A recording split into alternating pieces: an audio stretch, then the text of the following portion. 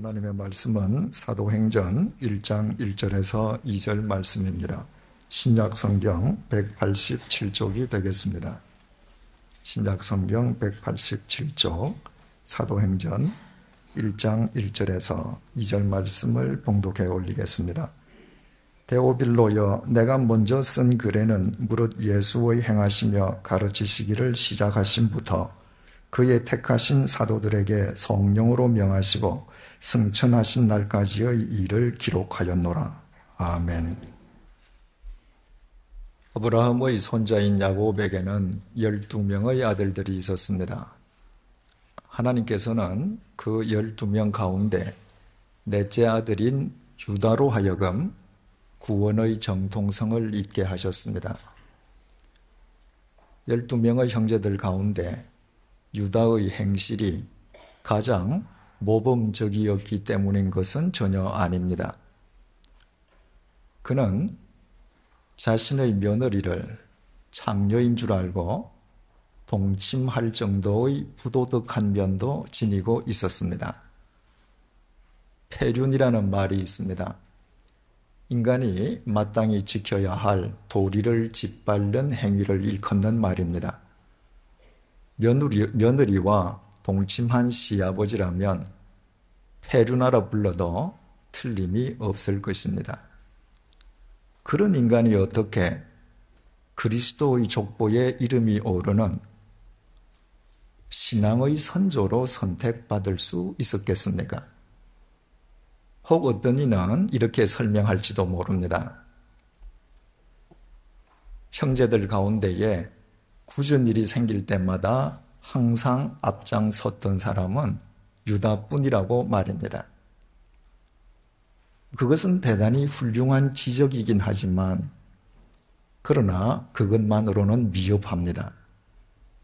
창세기 25장 21절에 의하면 쌍둥이 에서와 야곱이 어머니의 태 속에 있을 때 그때 이미 하나님께서는 야곱을 당신의 도구로 선택하셨습니다. 이 땅에 태어나기도 전에 하나님과 사람 앞에서 그 어떤 선행을 행하기도 전에 하나님께서 먼저 선택하신 것입니다. 따라서 어떻게 야곱과 유다 같은 사람이 하나님의 선택을 받을 수 있었는가? 우리는 설명할 길이 없습니다. 2000년 전 예루살렘에 지성과 교양을 겸비한 미모의 처녀들이 얼마나 많았겠습니까? 2000년 전이라면 로마 제국이 지중해 세계를 지배하던 시절입니다. 로마 제국의 수도인 로마에는 예루살렘 처녀들이 감히 넘볼 수도 없는 명문대가 교조 숙녀들이 얼마나 많았겠습니까? 그러나 2000년 전에 육신의 몸을 입으시고 이 땅에 오신 성자 하나님, 예수님의 어머니로 선택되었던 여인은 이스라엘 변방, 빈민촌, 나사렛의 마리아였습니다. 어떻게 마리아가 그 선택을 받을 수 있었는지 우리는 알 도리가 없습니다. 교회의 역사와 주님을 쫓는 사도들의 행함의 역사를 전해주는 사도행전은 그 첫머리의 막이 이렇게 오르고 있습니다. 데오빌로여, 내가 먼저 쓴 글에는 무릇 예수의 행하시며 가르치시기를 시작하심부터 그의 택하신 사도들에게 성령으로 명하시고 승천하신 날까지의 일을 기록하였노라. 우리가 3주째 상고하고 있는 본문의 예수님에 대한 세 번째 설명은 예수님께서 사도들을 선택하셨다는 것입니다. 이 땅에 오셨던 예수님께서는 당신 사도들을 선택할 권리를 다른 사람에게 위임하시지 않았습니다. 예수님께서 친히 당신의 제자들을 선택하신 것입니다. 그런데 예수님의 택함을 받은 사람들의 면면을 살펴보면 잘난 사람들은 한 사람도 없었습니다. 갈릴리의 빈민들인 어부거나 아니면 매국노로 지탄과 멸시의 대상이던 세리였습니다. 예수님께서 어부나 세리만 사랑하셨고 당시 어부와 세리가 그들뿐만이었던 것은 결코 아닙니다. 폭 12km에 길이 21km에 이르러 바다만큼 넓은 갈릴리 주변에 사는 모든 남정네들은 다 어부였고 당시에도 사람 사는 곳에는 어디든 세리들이 있었습니다. 그런데 어떻게 유독 그 어부들과 그 세리들만 주님의 선택을 받을 수 있었는지 우리는 그 까닭을 알지 못합니다. 더욱이 크리스천들을 색출, 연행, 핍박하는 것을 자신의 천직으로 삼았던 바울이 사도행전의 주인공으로 선택받은 데 이르면 우리는 아예 입을 봉할 수밖에 없습니다. 우리 역시 마찬가지 아닙니까? 아직도 이 세상에는 길이요 진리요 생명이신 주님을 알지 못하는 사람들이 더 많습니다. 그런데도 우리는 하나님의 자녀로 선택받아 이 시간 이 자리에 나와 앉아 있습니다. 우리가 믿지 않는 사람들보다 더 도덕적이었거나 더 윤리적으로 살았기 때문은 아니지 않습니까? 우리가 주님의 택함을 받기 전에 세상 사람들과 우리 사이에는 아무런 차이도 없지 않았습니까? 아니, 여러 면에 걸쳐 도리어 세상 사람들보다 더 못한 삶을 살지 않았습니까? 그런데도 우리는 주님의 선택을 받아 이 자리에 앉아 있을 수 있게 되었다는 것을 과연 그 누가 논리적으로 설명할 수 있겠습니까? 우리는 단지 그것은 하나님의 뜻이라고 겸손하게 고백할 수밖에 없습니다. 절대자이신 하나님의 절대적인 뜻이 아니고는 우리 같은 인간이 하나님의 자녀로 선택받아 이 자리에 있을 수는 없을 것입니다. 그렇다면 우리를 선택하신 하나님의 절대적인 뜻에 우리가 부응하며 살아가기 위해서는 하나님의 뜻이라는 이 말이 구체적으로 무엇을 의미하는지 정확하게 이해할 필요가 있습니다. 우리는 2주 전부터 수요 성경 공부 시간을 통해서 고린도 전서를 배우고 있습니다. 고린도 전서를 기록한 사도 바울은 고린도 전서 1장 1절을 통해서 자기 자신을 스스로 소개하기를 하나님의 뜻을 따라 그리스도 예수의 사도로 부르심을 입은 바울이라고 했습니다. 예수님의 천하대적이었던 자신이 주님의 사도로 부르심을 받은 것은 전적으로 하나님의 뜻이었다는 것입니다. 바울 역시 자신의 피택에 대해 하나님의 뜻 이외에는 다른 해답이 없었던 것입니다. 중요한 사실은 바울이 하나님의 뜻을 이야기하면서 헬라어로 셀레마라는 단어를 사용했는데 그 단어는 소망한다는 동사 셀로에서 파생되었다고 하는 것입니다. 소망은 믿음과 불가분의 관계에 있습니다. 믿음은 소망을 낳고 소망은 믿음을 더욱 공고하게 해줍니다. 소망과 믿음은 별개의 것이 아니라 마치 동전의 양면과도 같아서 소망의 또 다른 표현이 믿음이고 믿음의 또 다른 이름이 소망입니다. 따라서 하나님께서 특정인을 당신의 백성으로 선택하시는 하나님의 뜻은 바로 그 인간에 대한 하나님의 소망이요,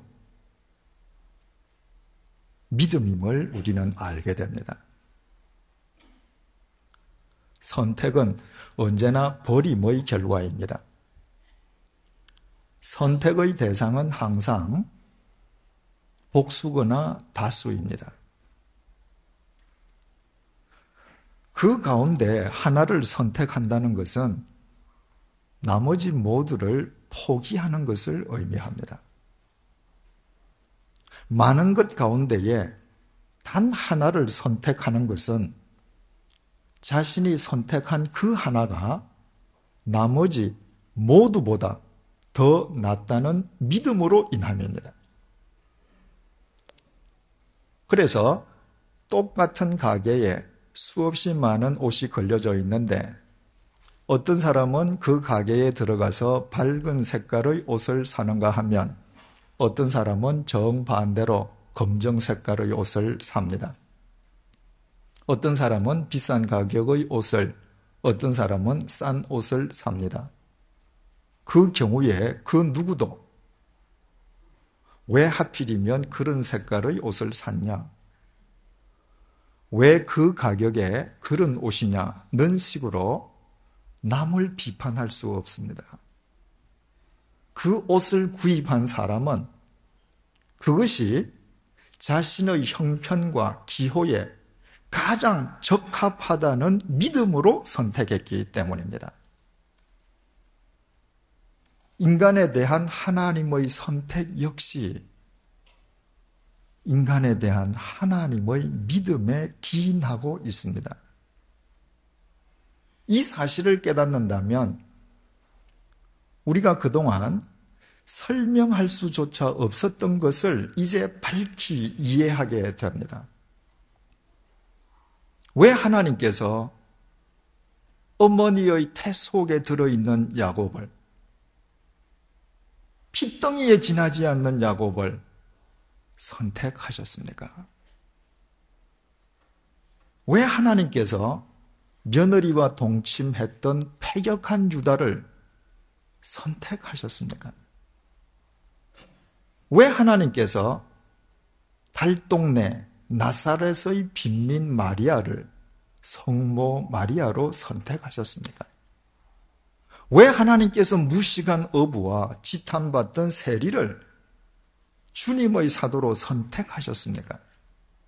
왜 하나님께서 예수 그리스도의 대적 바울을 사도행전의 주인공으로 선택하셨습니까? 왜 하나님께서 우리를 선택하셨습니까? 그 해답은 오직 하나뿐입니다.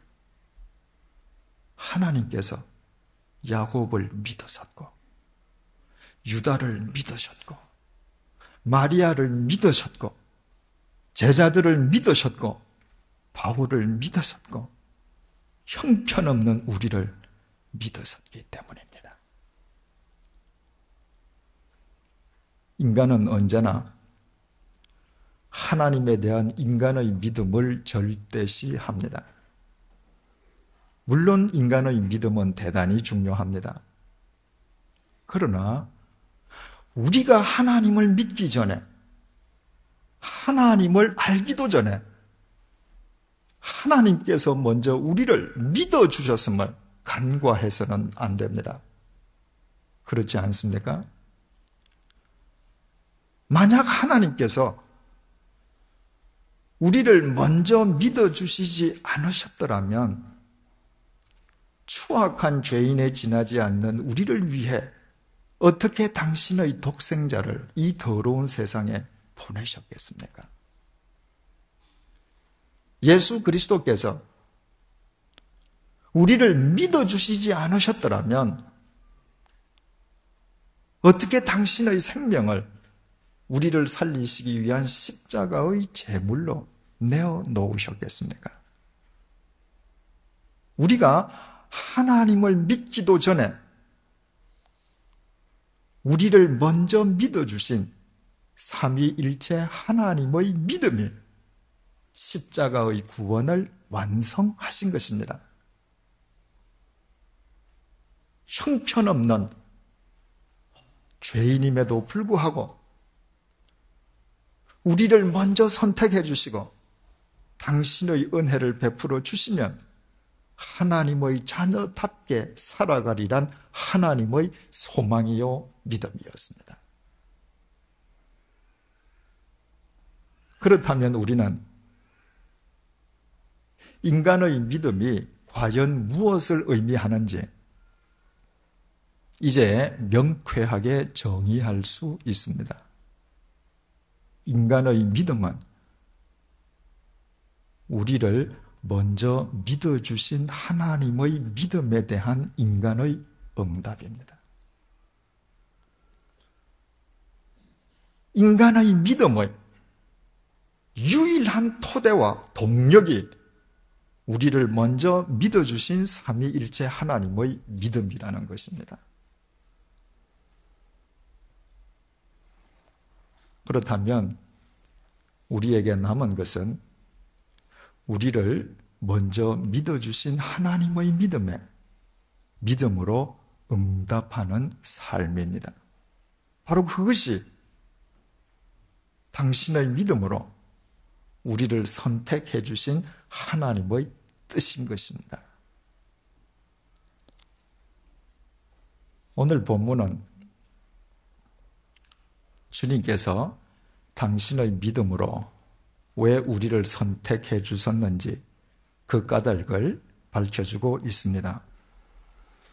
예수의 행하시며 가르치시기를 시작하신부터 그의 택하신 사도들에게 성령으로 명하시고, 주님께서는 우리를 당신의 사도로 선택하셨습니다. 주님께서 우리를 선택하신 까닭은 우리를 당신의 사도로 쓰시기 위함이었던 것입니다. 사도란 주님의 직계 제자를 뜻하기도 하지만 실은 이 세상에서 크리스찬으로 살아가야 할 우리 모두를 의미합니다. 주님께서 우리를 당신의 사도로 선택하신 것은 주님께서 베풀어 주시는 은혜 속에서 우리가 이 세상에서 주님의 사도로 넉넉하게 살아갈 것이라는 주님의 소망과 믿음으로 인함이었던 것입니다. 사도를 뜻하는 헬라어 아포스톨로스는 보낸다는 의미의 동사 아포스텔로에서 유래되었습니다. 즉, 사도란 보냄을 받은 사람입니다. 그러나 뜻도 목적도 없이 가는 사람을 가리켜서 사도라 일컫지는 않습니다. 사도는 반드시 보내는 자의 메시지를 지니고 가는 자입니다. 아무리 달려나아가도 그 메시지를 지니고 있지 않다면 그는 참된 의미의 사도일 수는 없습니다. 주님께서 우리를 당신의 사도로 선택하신 까닭은 이 세상 속에서 주님의 메시지를 품고 살아가게 하시기 위함이었습니다. 지난 주일날 우리가 살펴본 것처럼 예배당 밖 우리 일상의 삶 속에서 길이요 진리요 생명이신 예수 그리스도의 가르침 속에서 살아가는 것이었습니다. 우리가 지금 이 아름다운 예배당에 앉아서 예배를 드리지만 만약 우리의 마음속에 세상의 메시지가 품겨져 있다면 이 순간 우리는 실은 세상의 한가운데에 앉아 있는 것입니다. 그러나 우리가 예수 그리스도의 메시지를 품고 이 세상을 살아간다면 우리가 세상 어느 곳에 있든 바로 그곳이 아름다운 예배당으로 일구어질 것입니다. 사도 바울은 고린도에 있는 교회에 편지를 쓰면서 고린도전서 1장 2절에서 하나님의 교회란 용어를 썼습니다.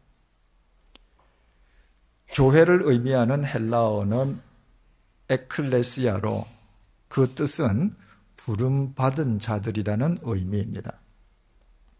그러나 신약 성경 혹은 교회가 이 용어를 가장 먼저 사용했던 것은 결코 아닙니다.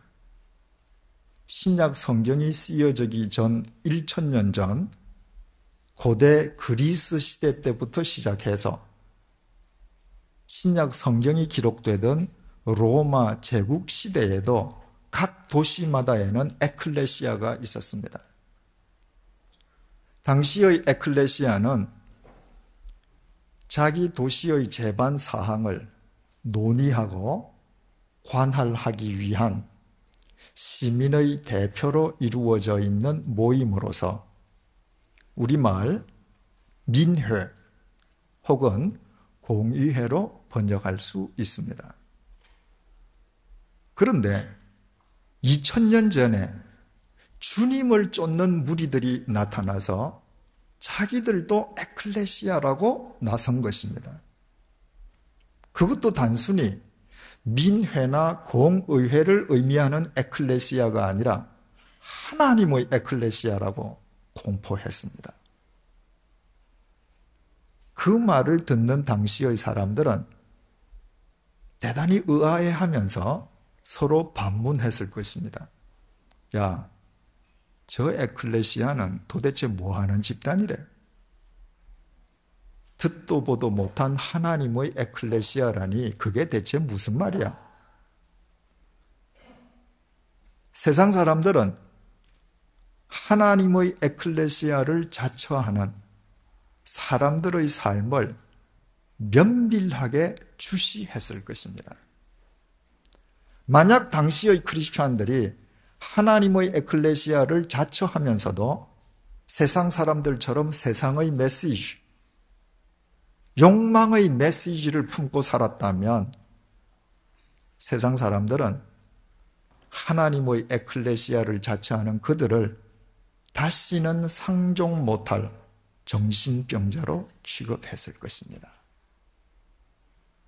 그러나 그 하나님의 에클레시아에 의해서 로마 제국이 새로워졌다는 것은 당시의 크리스찬들이 자신들을 하나님의 에클레시아로 불러주신 주님의 믿음에 부응하여 주님의 메시지를 품고 주님의 사도로 이 세상을 살았기 때문이었습니다. 그렇다면 주님의 믿음에 의한 일방적인 선택으로 구원 얻은 우리 역시 주님의 그 믿음에 우리의 믿음으로 응답해야 되지 않겠습니까? 예수 그리스도의 메시지를 품고 주님의 사도로서 우리의 삶을 이 세상을 새롭게 하는 하나님의 에클레시아로 날마다 일구어 가야 되지 않겠습니까? 2002년 월드컵 경기에서 한국 축구 대표팀은 4강 진출이라는 전대미문의 대기록을 세웠고 어쩌면 앞으로는 영영 불가능할지도 모르는 그 대기록은 출중한 지도력의 히딩크 감독으로 인해 실현될 수 있었음은 아무도 부인하지 않습니다. 여러분들께서 잘 아시다시피 그 이후로 히딩크 감독은 지금까지 네덜란드 아인트호벤 축구팀 감독직을 맡고 있고, 바로 그 팀에서 우리나라 이영표 선수는 레프트 윙백으로 온 유럽에 명성을 날리고 있습니다. 얼마 전에 일시 귀국했던 이용표 선수에게 당시 축구 선진국에 비해서 현격하게 팀 전력이 떨어지던 한국 팀을 히딩크 감독이 4강까지 진출시킬 수 있었던 비결이 그때 출전 선수로 경기장에 나섰던 선수의 입장에서 보기에는 어떻게 생각하는지를 물었습니다. 이에 대한 그의 대답이 대단히 감동적이었습니다. 프로 선수들은 아무도 모르게 고의로 자신의 베스트를 다하지 않을 수도 있고 자기 기량 이상의 투혼을 발휘할 수도 있다고 합니다.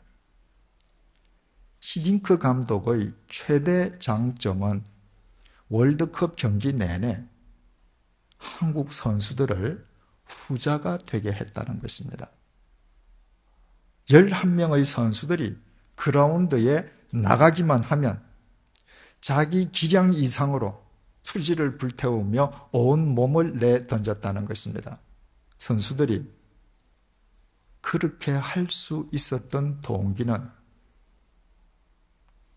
선수들 개개인에 대한 히딩크 감독의 믿음이라고 했습니다.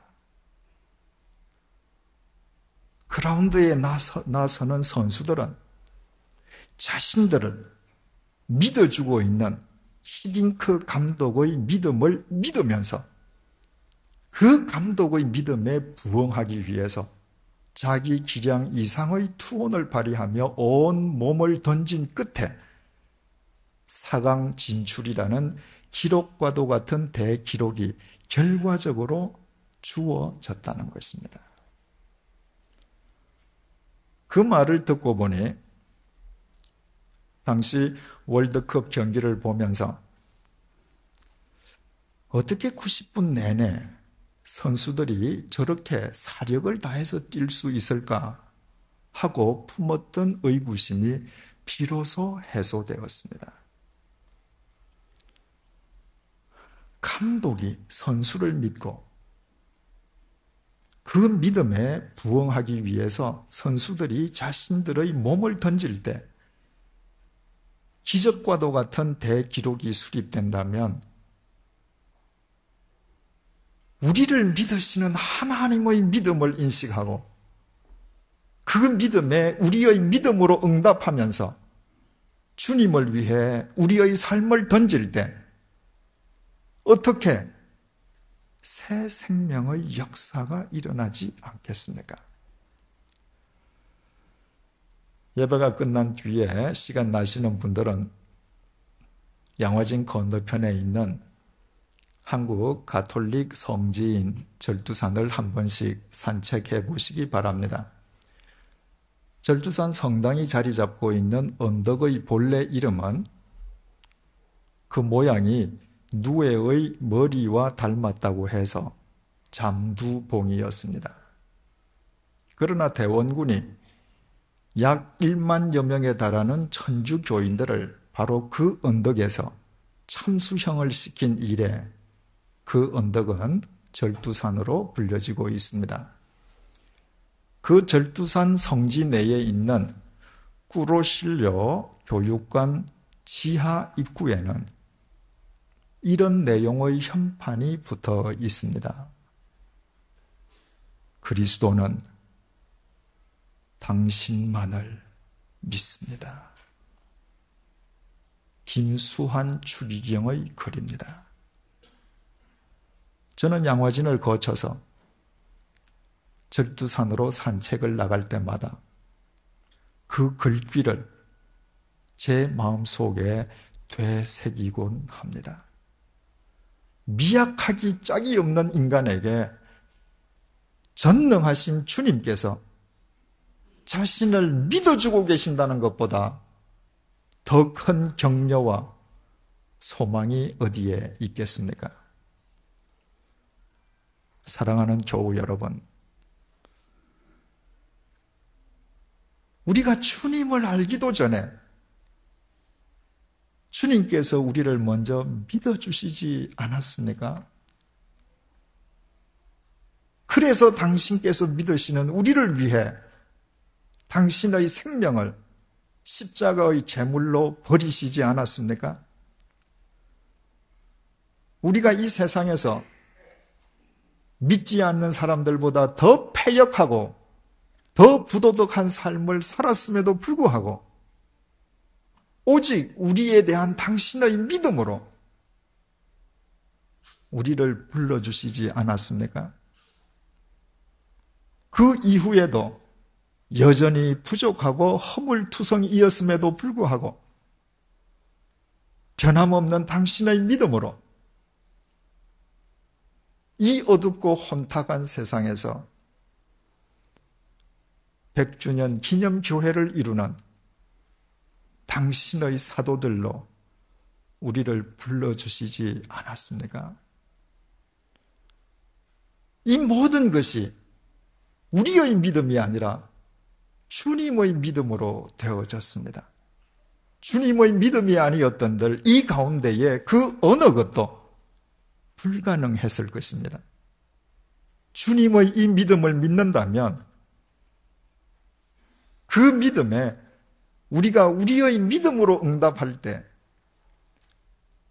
전능하신 주님께서 당신의 믿음으로 왜 우리를 계속 책임져 주시지 않겠습니까?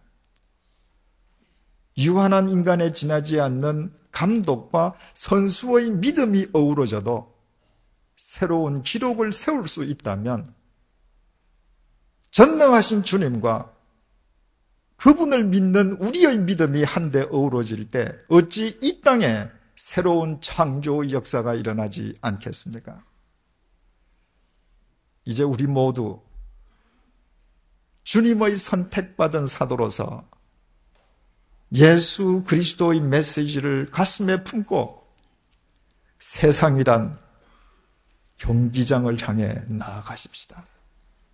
그 경기장에서 매일의 삶이란 경기마다 우리 인생의 감독이신 예수 그리스도의 지시를 쫓아 그라운드에 우리의 생을 던지십시다.